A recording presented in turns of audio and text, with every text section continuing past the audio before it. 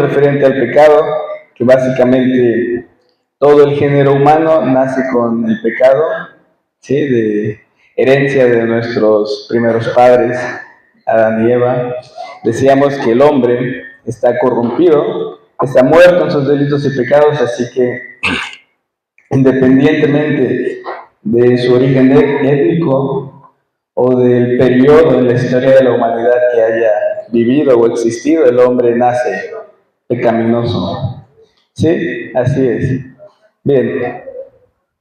También teníamos esta inquietud referente a qué pasa entonces si uno es pecador, o sea, no puede ir en contra de su naturaleza.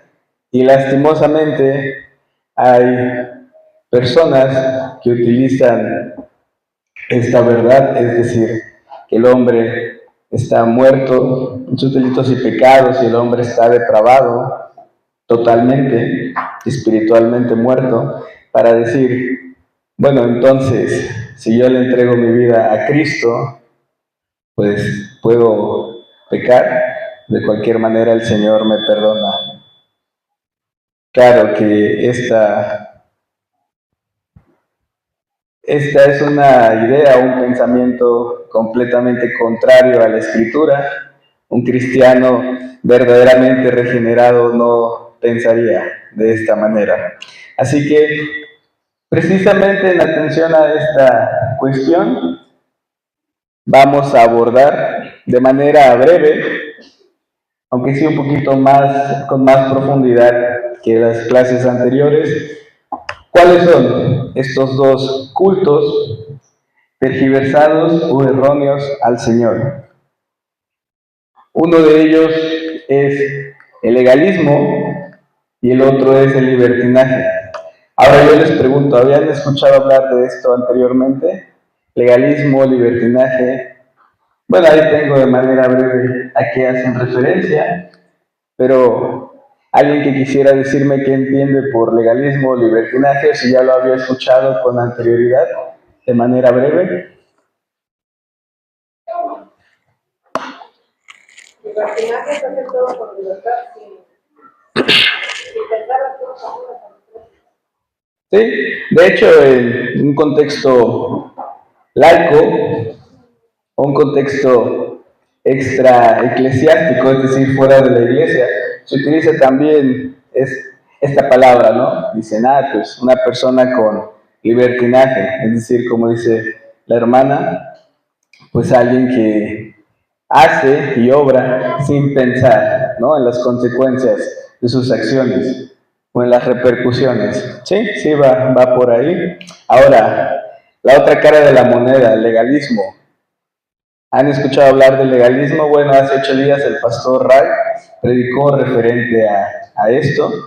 Uno de sus puntos hacía referencia al legalismo.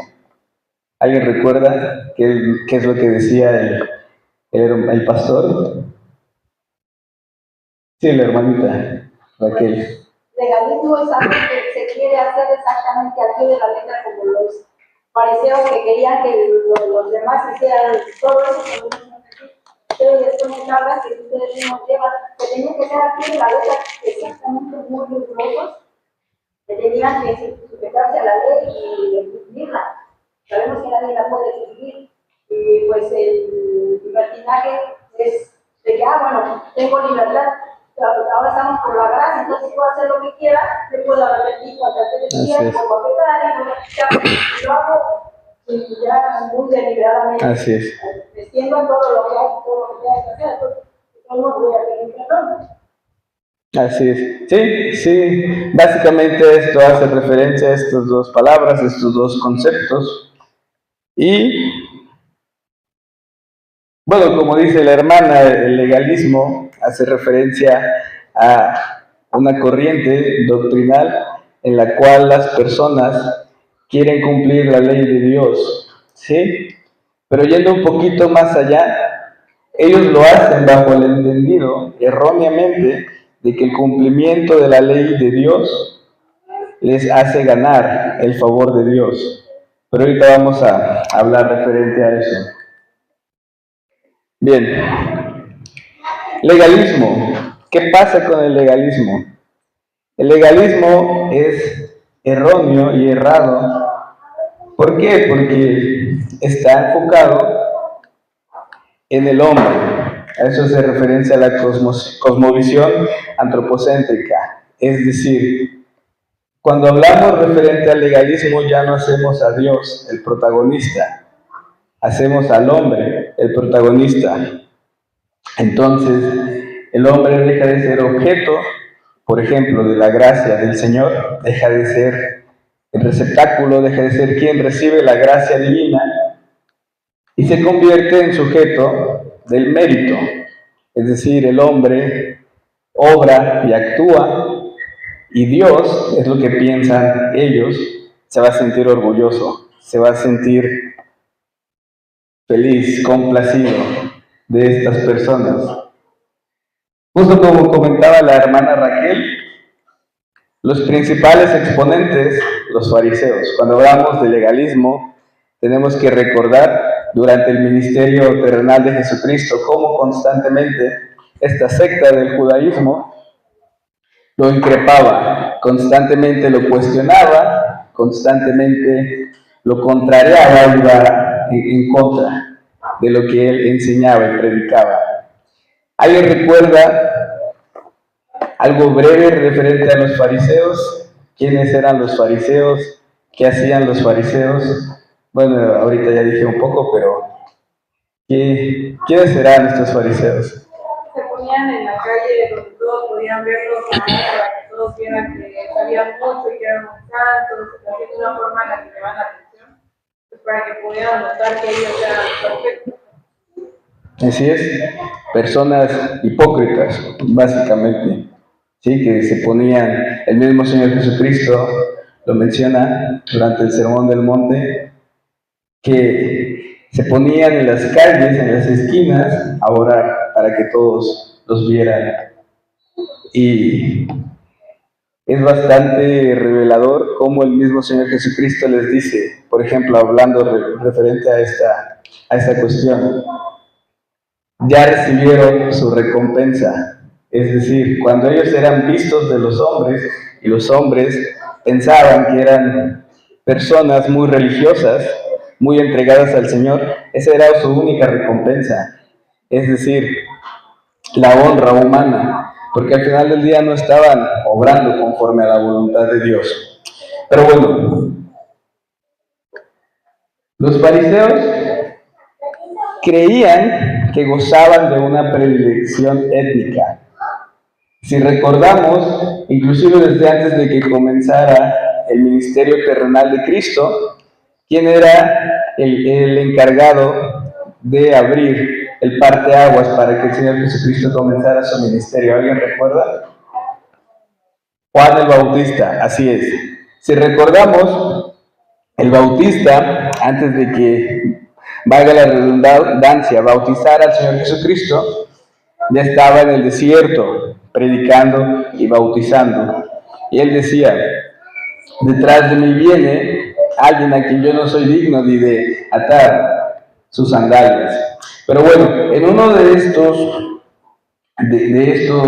eventos nos narra el Evangelio de Mateo que estaban los escribas y fariseos escuchando.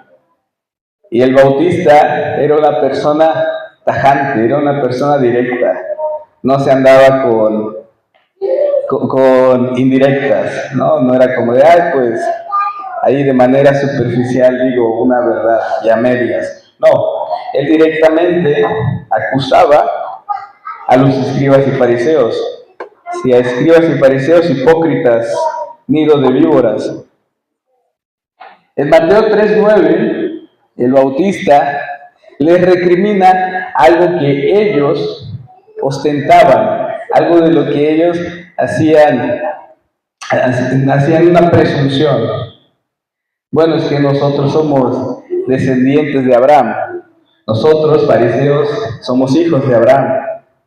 Ellos pensaban que por eso ya Dios los iba a ver con complacencia, se iba a complacer con ellos.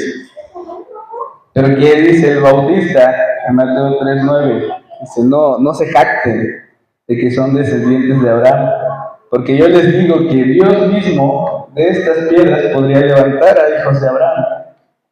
Entonces, el origen étnico del judaísmo, pues de nada vale, lo que les decía el Bautista. De igual manera, los fariseos se creían superiores moralmente al grado de que ellos no convivían con lo que a ellos llamaban pecadores. Sí, que en ese contexto histórico-cultural vendrían a ser o serían los recaudadores de impuestos, los publicanos. ¿Sí recordamos quiénes eran ellos, los publicanos? ¿Quiénes eran los publicanos? ¿No? ¿Nadie? Bueno, un publicano, un recaudador de impuestos, básicamente era una persona del pueblo hebreo, del pueblo judío, pero que trabajaba para el gobierno de Roma, ¿sí? Recaudando impuestos. Entonces, ¿qué pasaba? El pueblo judío los veía como lo peor de lo peor. Para ellos eran traidores. ¿Por qué? Porque decían que estaban trabajando para el enemigo y afectando a su propia gente. Por eso los escribas y fariseos los rechazaban, ¿sí? Los discriminaban. Claro que aquí cabe esclarecer que algunos publicanos, o la mayoría de publicanos, mejor dicho, sí eran personas usureras, sí robaban, pero ellos lo veían como, tú eres un pecador, no me junto contigo para no contaminarme. Cuando, evidentemente, ellos eran igual o inclusive peor de pecadores. También, generalmente hacían esta distinción, decían los fariseos. En Mateo 9:11 le preguntan a los discípulos del Señor Jesucristo, dicen, oye, ¿por qué tu maestro come y bebe con los pecadores y los publicanos, haciendo gala o externando cómo pensaban ellos de las demás personas y cómo se percibían a sí mismos? O sea, ¿por qué está comiendo con las personas que pecan, con las personas a las que Dios aborrece? Pensaban ellos. ¿Por qué hace esto tu maestro si supuestamente viene de parte de Dios? Para que dimensionemos qué tan cínicos eran estas personas. Ahora, la manera de obrar de los fariseos, bueno, casi no se ve, está un poquito pequeña la letra, pero les voy a ir diciendo y señalando qué es lo que dice cada apartado. Mateo 5:20, recordamos el sermón del monte del Señor Jesucristo, les dice a las multitudes, si su justicia no fuese mayor que la de los escribas y fariseos, no entrarán al reino de los cielos. Ahora, ¿qué será justicia? ¿Qué entendemos nosotros por justicia?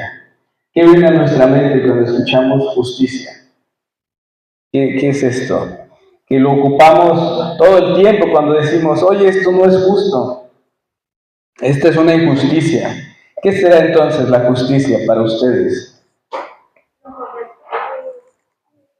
Bueno, lo correcto. ¿Alguien más? La justicia, ¿qué es la justicia? De manera breve haría referencia a eso, ¿no? A lo que es correcto, aquello que está en sintonía con los valores morales objetivos, que como sabemos son una extensión de la naturaleza de Dios. Entonces, pero ahí la justicia del hombre es muy diferente a la justicia de Dios. Claro. Porque lo que nosotros creemos que es justo y queremos retribuir conforme me pagó la otra persona. Para Dios no es justo.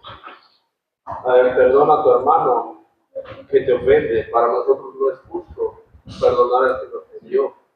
Para nosotros no es justo perdonar al que me robó. Para nosotros no es justo. Se le tiene que retribuir de la manera legal, como el mundo lo juzga, ¿no? Y ahí entonces Jesús no estaría hablando a los fariseos. Tenían esa justicia del mundo, no justicia divina. Sí, de hecho, precisamente es cierto lo que dices, te agradezco. Y sí, precisamente es a lo que hace referencia cuando se habla de una falsa justicia farisaica.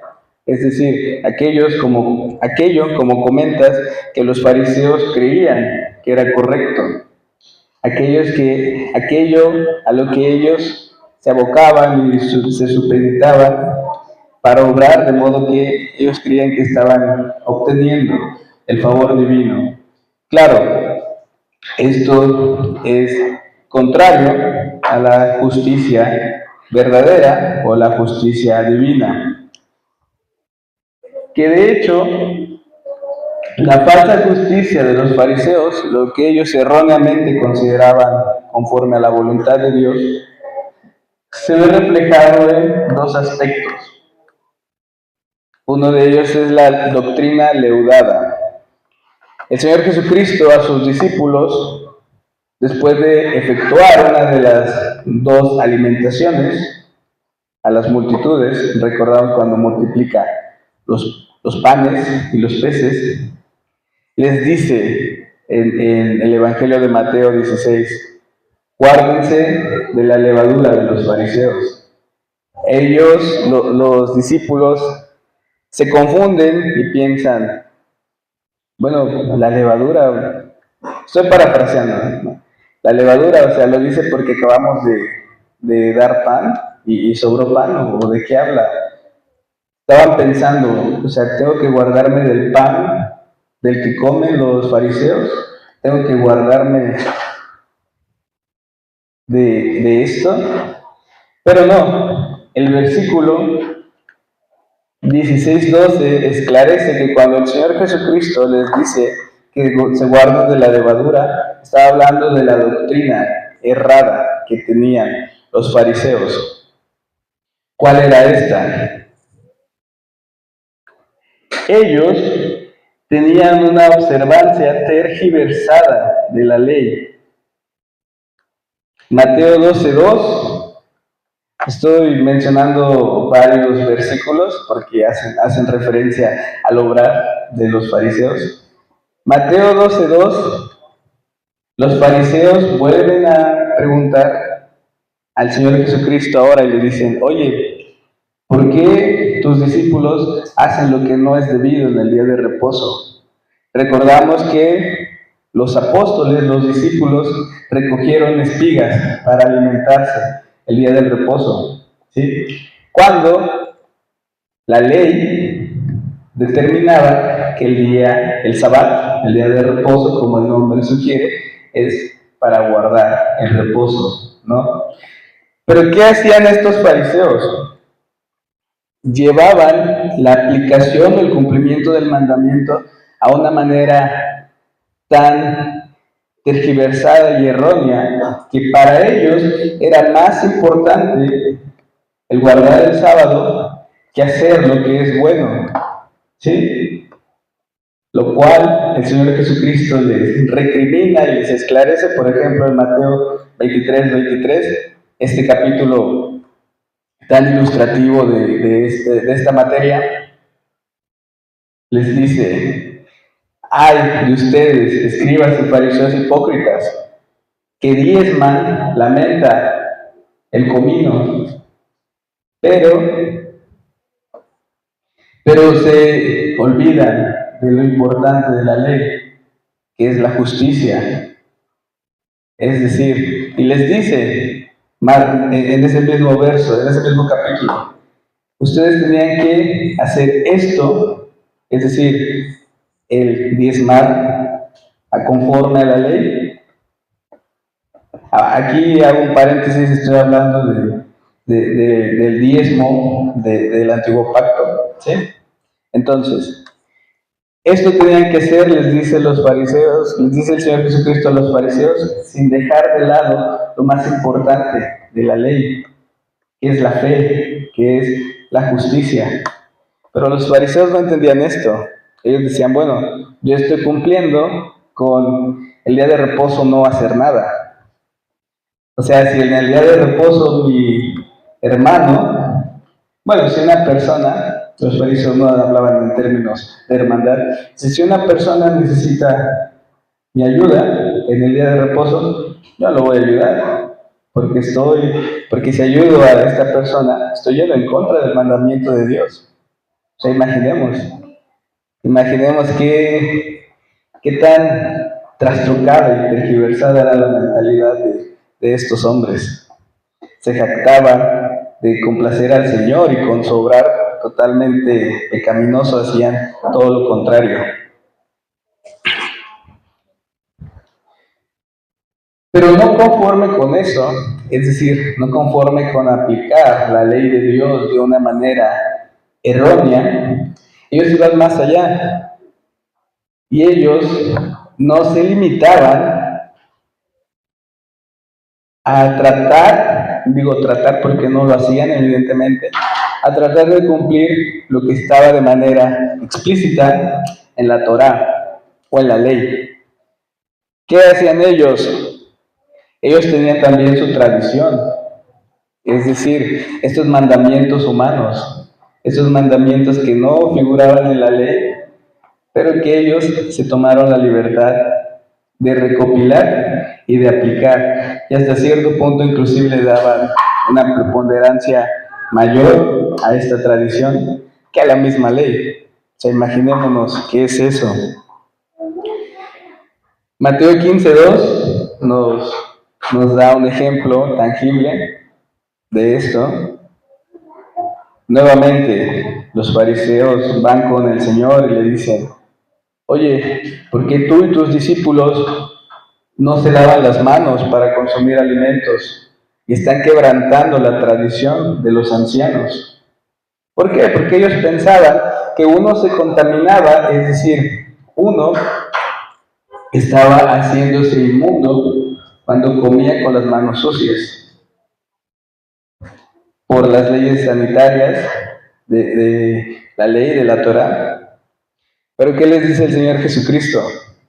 Es que no es lo que entra al hombre lo que lo contamina, porque al final del día lo que entra pues se vacía en la letrina. Es algo que el Señor Jesucristo comenta y les aclara. Aquello que contamina al hombre es lo que sale del hombre, del corazón del hombre, no lo que entra a él. Pero aquí vemos cómo los mismos fariseos están dándole una mayor importancia a la tradición humana, mandamientos humanos. Y la recriminación del Señor precisamente es, este pueblo me honra de labios, pero su corazón está lejos de mí. O sea, cuando los fariseos se jactaban de cumplir la tradición de los ancianos, estaban lejos, totalmente distantes de agradar al Señor. ¿Cuál era lo otro? Lo que podríamos decir que era algo no tan malo, tal vez, no tan negativo, de los fariseos, algo que el mismo Señor Jesucristo externa, es algo que se le llama como la cátedra de Moisés, que está en Mateo 23, 2 y 3. ¿Qué dice el Señor Jesucristo? Dice, en la cátedra de Moisés se sientan ellos, haciendo referencia a que los fariseos enseñaban la ley. Por eso el mismo Señor les dice, hagan lo que les dicen, pero no hagan como ellos hacen. ¿Por qué? porque ellos enseñan la ley de Moisés, pero no la cumplen. Ellos son hipócritas. Ahora, con esto evidentemente tendríamos que concluir que había momentos en los que los fariseos enseñaban tal cual el mandamiento divino, es decir, lo que figuraba en la ley. Por eso el Señor Jesucristo lo dice.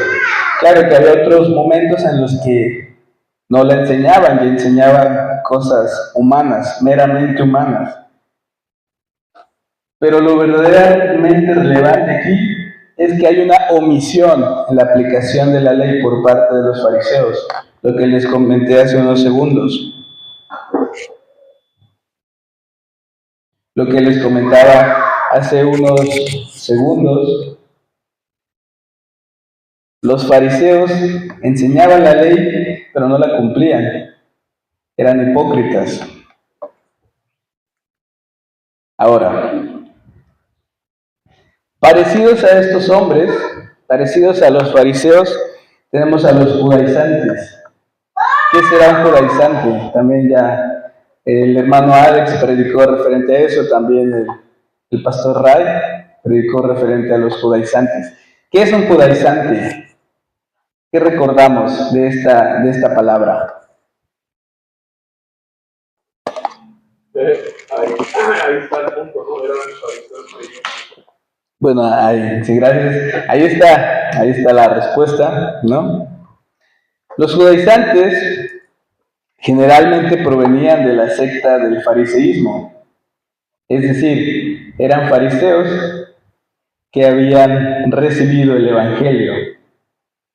Ahora, recibido en un sentido de que ellos pretendían o intentaban abrazarlo, pero no podemos decir que tenían un entendimiento racional de lo que el Evangelio implica, de la verdad del Evangelio. ¿Por qué? Precisamente porque ellos pensaban que uno era justificado por la ley. De hecho, ahí en Hechos 15:5 se comenta que los judaizantes, que eran básicamente fariseos que habían creído en el Evangelio, también decían, es que para que uno sea salvo, tiene que cumplir la ley de Moisés y circuncidarse.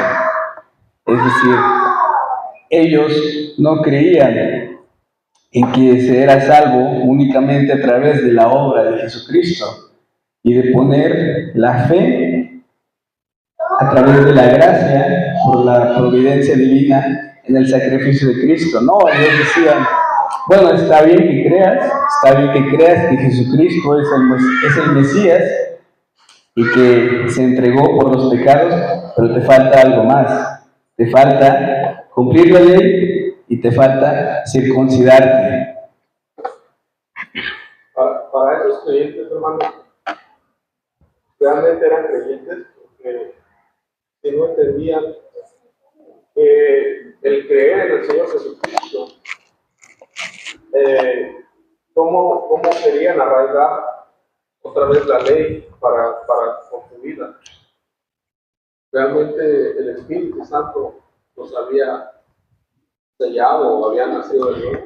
Bien, referente a eso, una persona que abraza la herejía judaizante no se podría decir que es un verdadero creyente, un verdadero cristiano regenerado, escogido por Dios, porque precisamente, y lo voy a mencionar un poquito más adelante, lo que él cree es que la obra de Jesucristo no es suficiente.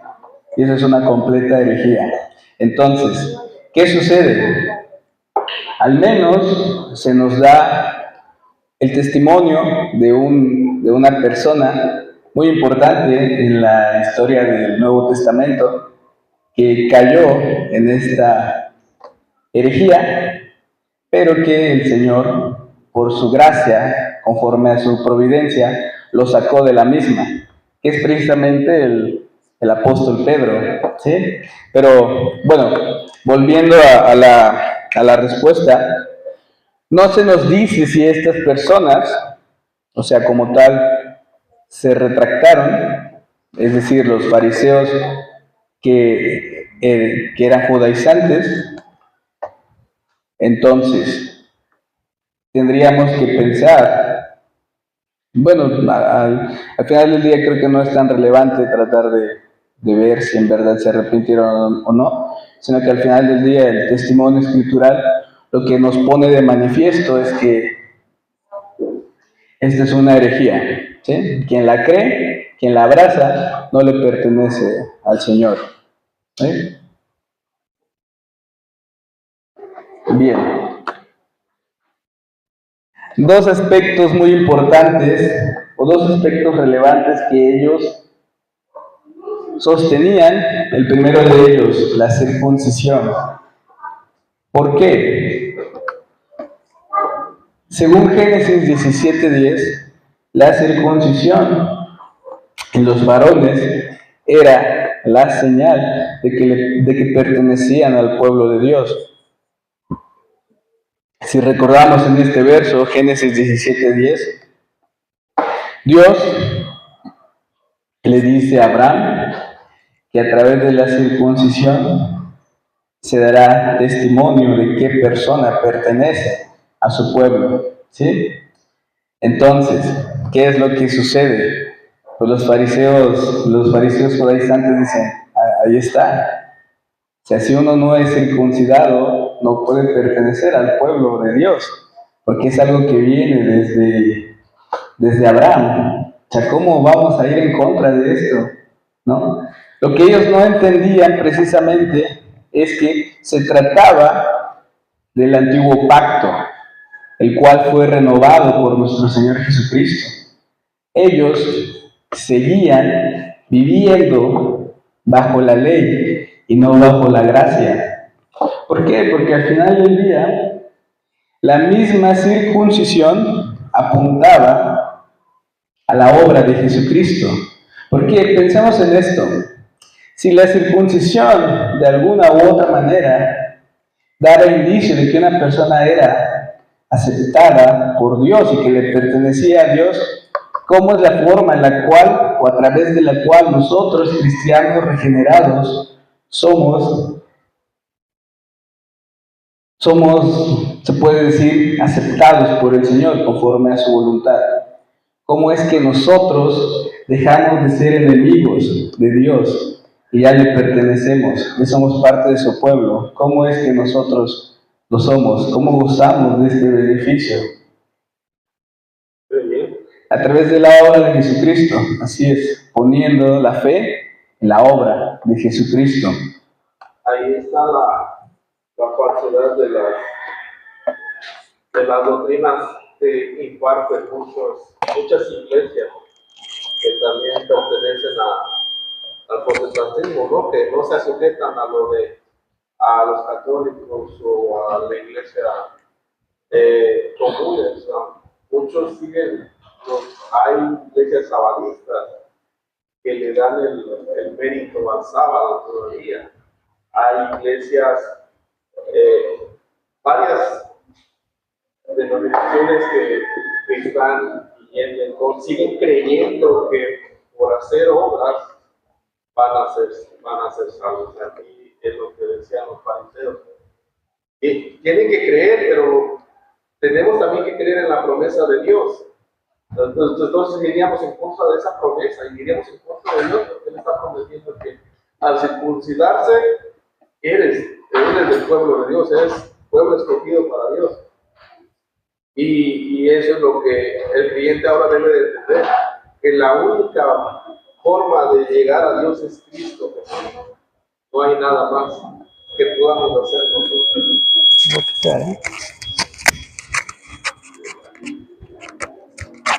Entonces,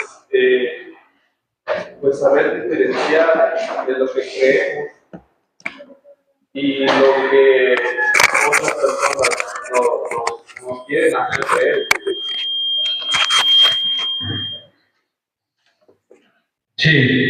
Sí, al final del día toda persona que de alguna u otra manera cree que el sacrificio de Cristo no es suficiente, pues está cayendo en una herejía. ¿Sí?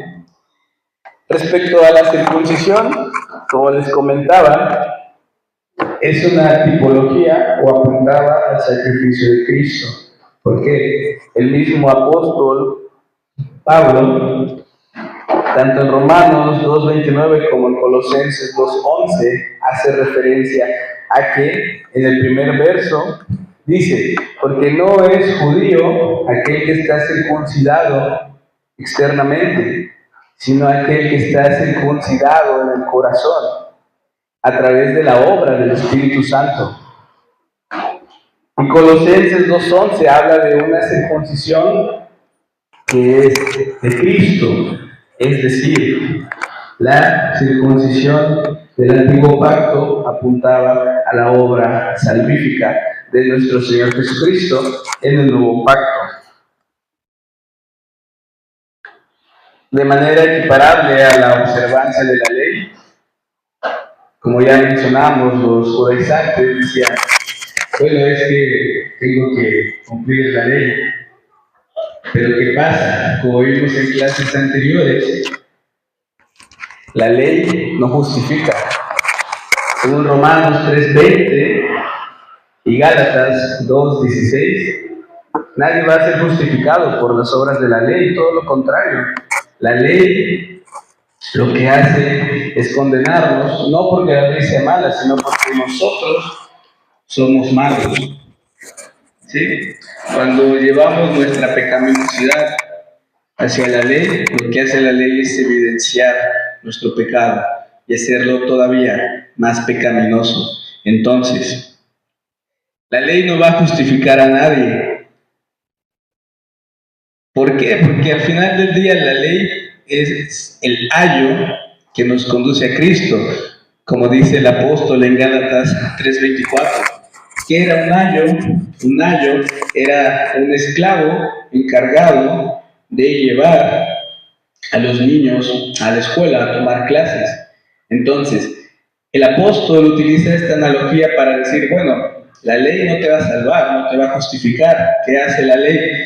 Te lleva hacia Cristo en el sentido de que la ley va a demostrar qué tan necesitado estás de un redentor, porque eres pecador. Estás condenado por tu naturaleza pecaminosa. Es de esta manera que la ley nos conduce hacia Cristo. Como les mencionaba, el apóstol Pedro incurrió en esta herejía. Se imaginemos qué tan enraizada estaba la doctrina la herejía judaizante. Recordamos este famosísimo concilio de Jerusalén, precisamente cuando se estaban debatiendo estas cuestiones de que los judaizantes le decían a los gentiles, bueno, si vas a ser cristiano, tienes que guardar la ley y circuncidarte. Y en este momento el apóstol Pedro se levanta y dice, es que si ustedes están equivocados, porque están poniendo sobre los gentiles una carga que ni nosotros ni nuestros padres pudimos llevar. Ahora, en Gálatas 2:14 específicamente, el apóstol Pablo narra que Pedro estaba siendo hipócrita en el sentido de que él, siendo un judío, vivía y se comportaba como gentil. Pero ¿qué pasaba? El apóstol le decía a los gentiles que debían judaizar. Ahora, según historiadores, es probable que esta reprensión pública de parte del apóstol Pablo al apóstol Pedro haya acontecido antes del concilio de Jerusalén. ¿Sí? Se habla de que muy probablemente sean dos eventos no simultáneos, o en su defecto, que haya acontecido la reprensión y algún tiempo después, no más de algunas horas o algunos días, es que el apóstol Pedro, por el Espíritu Santo, se haya retractado de la herejía judaizante, ¿sí? Entonces, ¿qué sucede? Los apóstoles y las autoridades religiosas en el Concilio de Jerusalén llegan a la conclusión, por la guía del Espíritu Santo,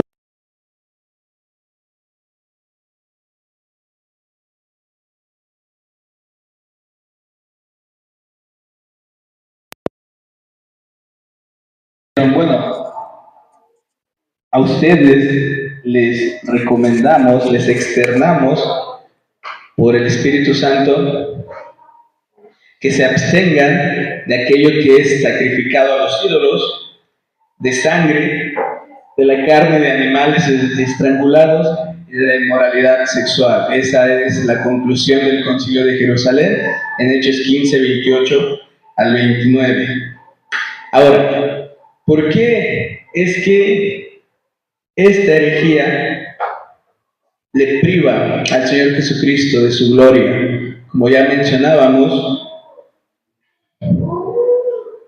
ellos creen que el sacrificio del Señor Jesucristo es bueno, sí, pero no es suficiente.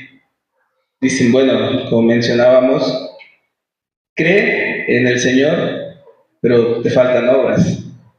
Tienes con el sacrificio de Cristo, por decir algo, el 99%, 99.9%. Pero ¿qué crees? El resto lo tienes que poner tú, con tus obras, con circuncidarte y obedecer la ley. Cuando entendemos que esto desde luego no es así, el sacrificio del Señor Jesucristo es pleno, es completo, es suficiente. En Juan 19:30, nuestro Señor, cuando estaba padeciendo en la cruz del Calvario, dice unas palabras que ponen de manifiesta esta verdad. Consumado es decir, la obra salvífica estaba completa. No hacía falta nada más, no hacía falta ningún esfuerzo de parte de nosotros para obtener el favor divino. Todo lo hizo Jesucristo, nosotros nos limitamos a recibir por su gracia y para su gloria. Y la otra cara de la moneda, que es aquello que también le priva al Señor Jesucristo, pero es el extremo opuesto, el extremo contrario. Es precisamente el libertinaje. Como ya comentábamos, era obrar, era actuar, como si no hubiese un mañana, dicen por ahí, ¿no? Si yo peco sin reparo, al final del día el Señor me va a perdonar. El Señor tiene gracia para conmigo, que soy pecador. El Señor me entiende. El Señor tiene conmiseración de mí, tiene compasión. Entonces el Señor no me va a juzgar si yo soy un pecador empedernido. Claro que no. Esta herejía también se conoce como antinomianismo. Anti es un prefijo de contraposición, es decir, en contra de, y nominionismo de la ley. Ellos no decían, bueno, ya no estamos bajo la ley, entonces la ley nos va a condenar, por eso no tenemos que cumplirla. No, ellos iban más allá y decían, yo no tengo que cumplir la ley en ningún sentido, ni siquiera los dos grandes mandamientos que el Señor Jesucristo nos compartió.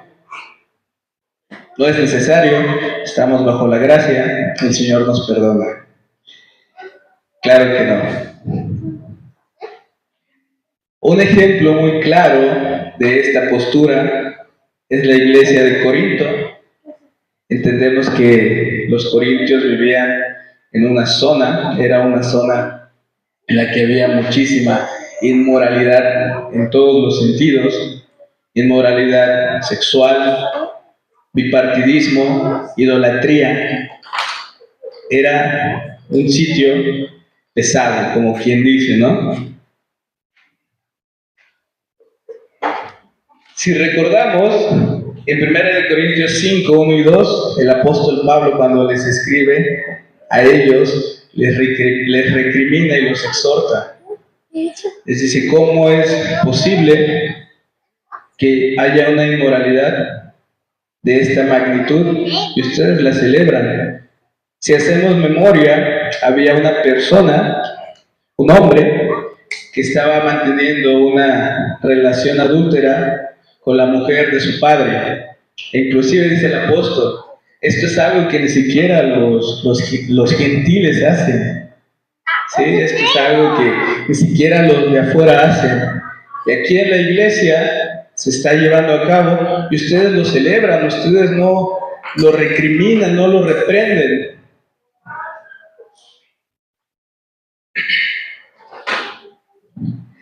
Desde luego, es algo completamente erróneo a la voluntad del Señor, algo completamente contrario a la voluntad del Señor, porque ¿cuál debe ser la postura de la iglesia ante una situación de esta naturaleza?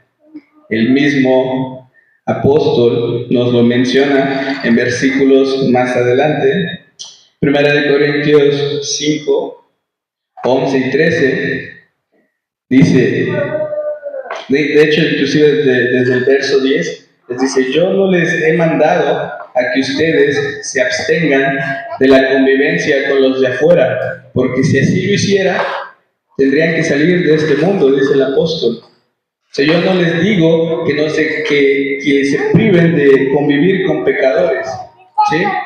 Porque al final del día entendemos que nosotros, como misioneros, dice el apóstol Ray, estamos llamados a ir y compartir el evangelio precisamente a la gente que lo necesita, ¿sí? Que son los de afuera, primariamente. Entonces, no es factible que nosotros, como hacían los fariseos, digamos, es que yo no voy a ir con el pecador. Claro que no. Por eso el apóstol les dice, yo no les digo que no se junten con los de afuera, porque si fuera, tendrían que salir de este mundo. Entonces, ¿qué les digo? En 1 Corintios 5:11 dice que se abstengan de la convivencia con aquellos, y aquí está la distinción, aquí está la puntualización, que aquellos que llamándose cristianos sean inmorales, sean borrachos, si con los tales ni aun comáis, dice el apóstol Pablo. Es decir, aquella persona que se dice ser un cristiano, pero que obra contrariamente a los preceptos divinos, si con esa persona ni siquiera convivan, ni siquiera coman con quien es así. Y en el verso 13, el apóstol dice que saquen a esa persona, saquen al impío de entre ustedes. Ahora, esto puede sonar un poco crudo, ¿no? Decir, bueno, ¿cómo es que la postura de la iglesia ante estas circunstancias es una excomulgación? El mismo apóstol en 1 Corintios 5:5 externa el porqué. Al final del día, el hecho de que se separe a esta persona de la congregación es, en primer lugar, por el bienestar de la congregación misma. Es decir, el apóstol no ponía las manos al fuego por este hombre y no decía, bueno, es que tal vez es un hermano regenerado, pero está pasando por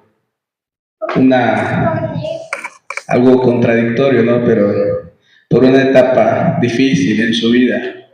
O sea, no es que sea un incrédulo, sino que, pues, cayó en pecado. O sea, no, el apóstol no dice eso.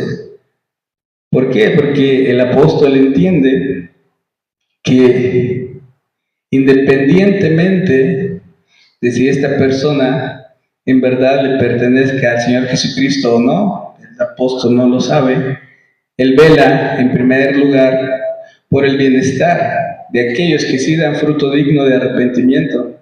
¿Por qué? Porque si el miembro permanece ahí, puede ser una piedra de tropiezo, digámoslo de esta manera. Y ya en segunda instancia, en 1 Corintios, como les comentaba, 5:5, dice que se entrega a este hombre a Satanás para destrucción de su cuerpo, a ver si su alma es salvada. Es decir, a través de la excomulgación es no factible, es una posibilidad que este hombre fuese mostrado por el Espíritu Santo respecto a su pecado. La convicción es una convicción de pecado y pues proceda al arrepentimiento. Pero bueno, básicamente lo que quiero externar es que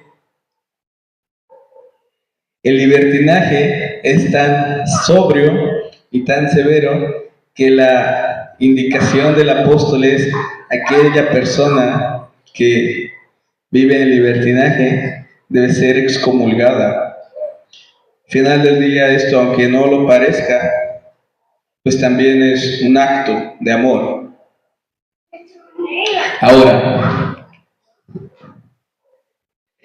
el regenerado tiene que vivir conforme al Espíritu.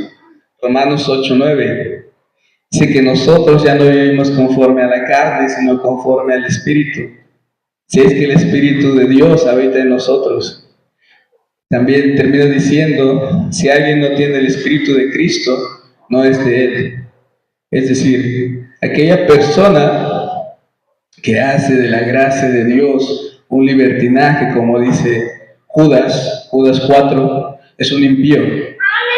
Un cristiano regenerado no puede decir, bueno, es que yo soy débil y yo peco, el Señor me entiende. Desde luego que no. Ahora, ¿por qué el libertinaje le priva de su gloria a nuestro Señor Jesucristo?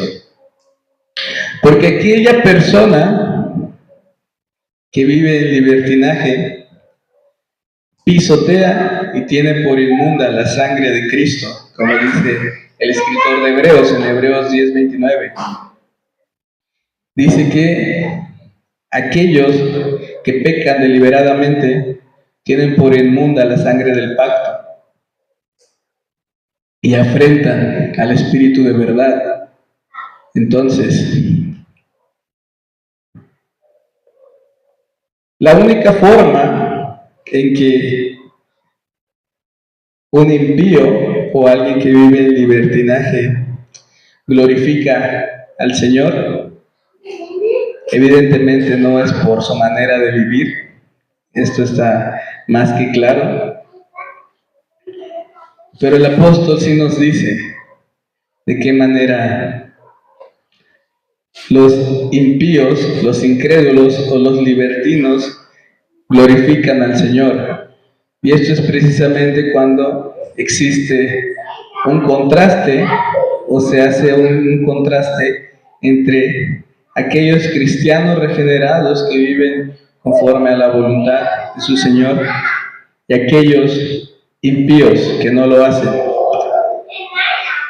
El apóstol Pablo en Romanos 9:22-23 dice que si Dios, queriendo mostrar su poderío, tiene paciencia para estos vasos preparados para destrucción, ¿sí? Entonces, ¿y esto de qué manera se manifiesta? Evidentemente,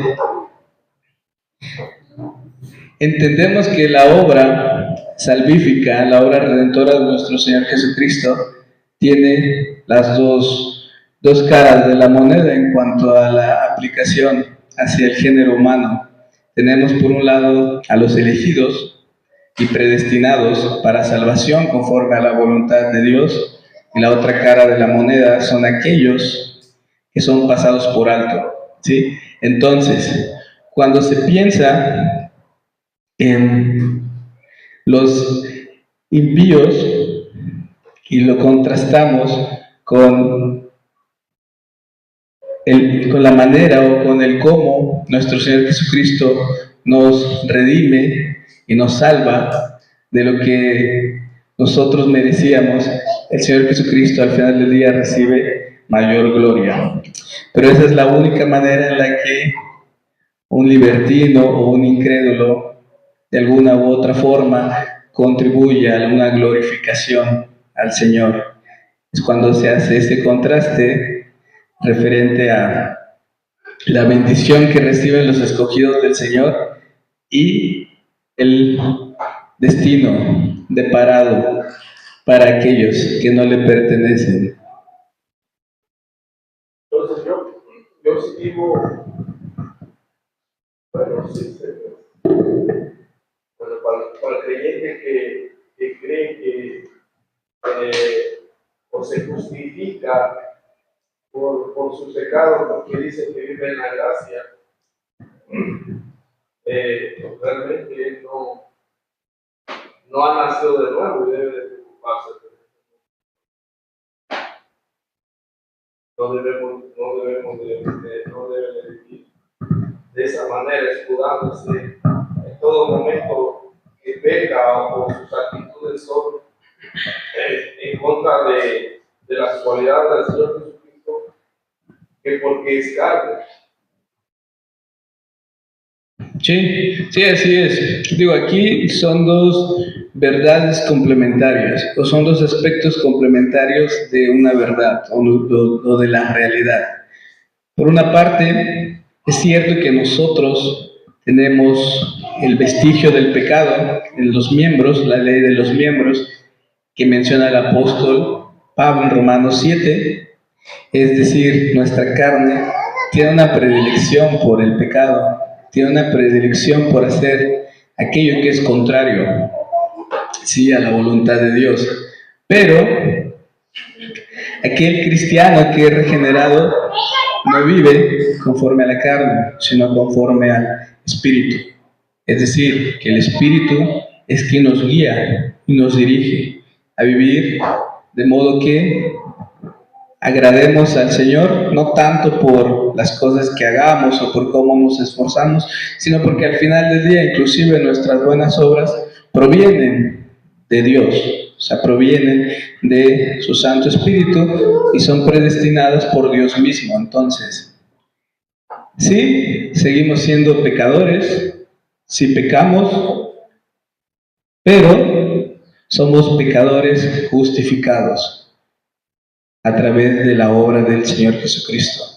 Entonces, no podemos decir, bueno, yo voy a pecar, el Señor me va a perdonar. Esa no es la mentalidad de un cristiano verdadero, de un cristiano regenerado, escogido y predestinado por Dios. Entonces, Por ejemplo, yo tengo una contienda con alguien, no viene y me ofende.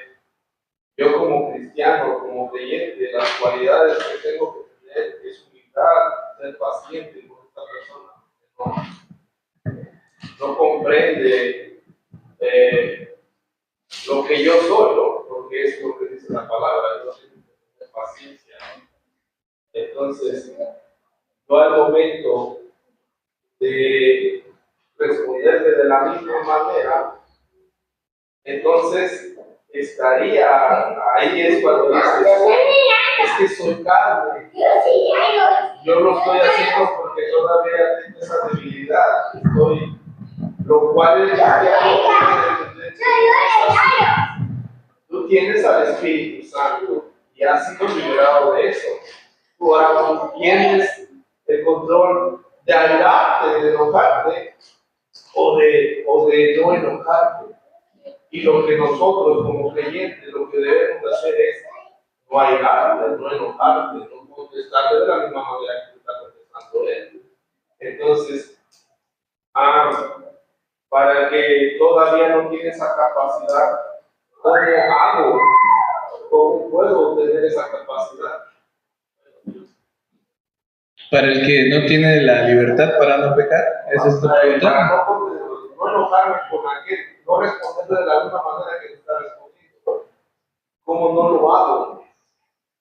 Bueno, en ese sentido, pues, es el mismo Señor. De hecho, la predicación de hoy va a tratar de eso, así que no quisiera abordarlo tanto, pero al final del día es por la gracia del Señor. El Espíritu Santo es quien nos capacita para ser ministros competentes del nuevo pacto, como dice el apóstol, 2 de Corintios 3, 5 y 6. Entonces, claro que para nosotros, aunque seamos cristianos regenerados, sigue siendo una lucha. La lucha que el apóstol menciona en Romanos 7, del 7 al 24, la lucha que el mismo apóstol también menciona en Gálatas 5, del 17 al 24. Entonces, seguimos en esa lucha entre lo que nuestra carne, lo que nosotros en nuestra carne queremos hacer, aquello que nosotros debemos aborrecer, y lo que el Espíritu Santo nos dirige a realizar conforme a la voluntad de Dios. Como mencionábamos anteriormente, en esta etapa de la eternidad, no lo vamos a ver a plenitud, sino hasta que ya nos encontremos en la presencia de nuestro Padre.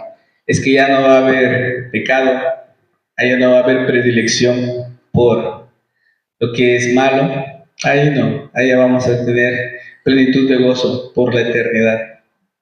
Mientras estamos en esta tierra, mientras estamos todavía con este cuerpo pecaminoso, pues seguimos en la lucha, todos. El Señor Jesucristo, al final del día, es quien pone tanto el querer como el hacer, y su gracia nos es más que suficiente. Entonces, bien, creo que por la hora, pues, no sé si alguien tenga así rápidamente una pregunta o un comentario. Como creyente, entonces, ¿qué debemos de entender del libertinaje y del legalismo? Porque Santiago, pues es lo que nos dice, ¿no? Su fe sin obras está muerta. Y aquí podemos decir que tú, Santiago, eres legalista porque estás diciendo que tenemos que seguir haciendo las cosas de la ley. Pero un cristiano debe de entender que tiene que obrar bien, tienes que hacer las cosas correctamente. Y no es por legalismo, sino porque el Espíritu Santo es lo que decíamos la clase pasada. Lo haces naturalmente, ya lo que tú obras es naturalmente, y no es por ti, es porque Cristo ha hecho esa obra. Empiezas a vivir de una manera que ya no eres tú. Realmente lo malo que tú haces sí eres tú, pero todo lo bueno ya no eres tú. Todo es el Espíritu Santo, son esas virtudes que Dios nos da. Y de ahí es donde también uno debe de conquistar al Espíritu Santo, ¿no? A veces en el libertinaje podemos hacer las cosas como lo que se ve, podemos hacer lo bueno, pero también podemos hacer lo malo. Entonces aquí es nosotros en ese libre sentido, ¿quién nos dirigiría en esta forma de elegir hacer lo correcto o incorrecto? Bueno, referente a estas dos posturas, lo que debemos entender nosotros es que ambos extremos son erróneos, son contrarios a la voluntad del Señor. Tanto el tratar de cumplir la ley para ganar su favor, que es imposible, de la misma manera el decir, bueno, ya no obedezco ningún aspecto de la ley, porque al final del día también, como veíamos en clases anteriores, el Señor Jesucristo nos esclareció en Mateo 22 cuál es la esencia o la naturaleza de la ley moral de Dios, que se resume en los dos grandes mandamientos. Entonces, como tal, Santiago inclusive lo que hace es ir en contra del legalismo. ¿Qué es lo que sucede en Santiago 2? En Santiago 2:10, si recordamos, él escribe: si hay alguna persona que se jacta de cumplir toda la ley y falla en un solo mandamiento, se hace acreedor del resto de ellos. Entonces, precisamente lo que dice Santiago es: nadie puede cumplir la ley, nadie puede jactarse de cumplir la ley. Pero ¿qué sucede? Él se percata de que hay cristianos que dicen: pues yo no tengo que cumplir la ley, entonces no importa si yo evidencio que el Señor Jesucristo hizo su obra en mí. ¿Por qué? Porque evidentemente en la iglesia primitiva y en todas las etapas de la iglesia, había hermanos que tenían necesidad, que padecían necesidad, y algunos cristianos no contribuían a bendecir a su hermano de cualquier manera. Por eso, ahí mismo Santiago 2:14 dice: bueno, ¿de qué sirve que le digas a tu hermano que sabes que está padeciendo necesidad, Dios te bendiga? ¿De qué sirve que si ves a tu hermano que tiene frío, que le digas: abrígate? O sea, no le sirve de mucho, la verdad.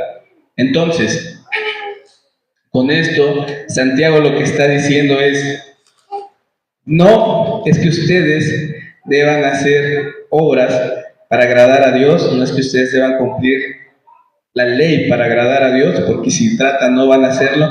Todo lo contrario, es que de modo que el Señor Jesucristo ya obró en mí, de modo que yo ya soy un cristiano regenerado, yo evidencio la obra del Señor Jesucristo a través de obras, ¿sí? No es como tal que las obras antecedan a la obra de Jesucristo, sino todo lo contrario. En primera instancia tenemos la obra de Jesucristo en nuestras vidas, y en respuesta a esto viene la evidencia de nuestras obras. Entonces, Santiago es lo que dice, por eso dice, bueno, en Santiago 2:17 y 26, la fe sin obras es muerta en sí misma, no tanto porque necesitemos tener obras, sino porque al final del día, si no hay una evidencia de el cómo el Señor nos regeneró y cambió nuestra manera de pensar y nuestra manera de vivir, entonces no podríamos pensar con certeza que el Señor obró en mí. Si yo vivo de la misma manera que vivía antes de que el Señor Jesucristo supuestamente me salvara, entonces, ¿de qué se trata? No fue un cambio en sí. Entonces, eso es lo que dice como tal el apóstol. A eso hace referencia cuando se dice la ley, la fe sin obras es muerta, no que tengamos que aportar a nuestra fe con nuestras obras, sino que al final del día nuestras obras son evidencia de nuestra fe salvífica, que proviene de Dios. Según Efesios 2:8-9, dice que por gracia somos salvos, sino por nuestras obras, por gracia a través de la fe, no por obras para que nadie se gloríe. Que al final del día, inclusive Santiago 2:19 dice que los mismos demonios creen y tiemblan. Entonces, si uno se limita a decir yo creo en Dios, pues los demonios también creen. De hecho, toda la gente, la mayoría de las personas, en cierto sentido, son teístas, es decir, creen en Dios, creen en una divinidad, pero eso no quiere decir que sean salvas, ¿sí? Al final del día, la salvación es evidenciada por las obras, no que necesitemos obras para ser salvos, pero es el fruto digno de arrepentimiento que menciona el Bautista. Bueno, también lo que menciona el Señor Jesucristo, Mateo 7:16 y 20, que por el fruto se conoce al árbol. Entonces, un buen fruto da buen fruto conforme a la voluntad de Dios. Pero bueno, yo creo que ya no tenemos tiempo para más, así que vamos a orar, hermanos. Por favor, acompáñenme en esta oración para concluir.